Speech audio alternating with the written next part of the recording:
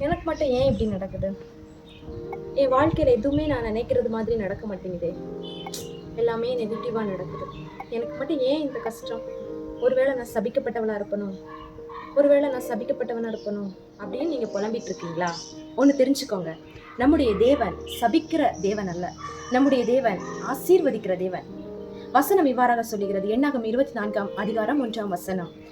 இஸ்ரவேலை ஆசீர்வதிப்பதே கர்த்தருக்கு பிரியம். இஸ்ரவேல் அப்படின்றது தேவனுடைய பிள்ளைகள். நீங்களும் நானும் தேவனுடைய. ஒருவேளை நீங்க இன்னைக்கு நினைக்கலாம், நான் எந்த வகையில நான் ஆசீர்வதிக்கப்பட்டிருக்கேன்? எனக்கு ஒரு வீடு இல்ல, ஒரு வேலை இல்ல, ஒரு சந்தோஷம் இல்ல, ஒரு சமாதானம் இல்ல. நான் எந்த வகையில நான் ஆசீர்வதிக்கப்பட்டவள் அப்படின்னு நீங்க நினைக்கலாம். இன்றைக்கு நீங்களும் நானும் தேவனுடைய பிள்ளை.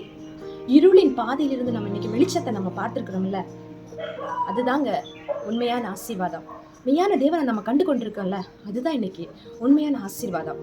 உலக காரியங்கள் எல்லாம் ரெண்டாவது. வசனம் இவ்வாறாக சொல்லுகிறது, முதலாவது அவருடைய ராஜ்யத்தையும் அவருடைய நீதியையும் தேடுங்கள், அப்பொழுது இவைகள் எல்லாம் உங்களுக்கு கொடுக்கப்படும் என்று.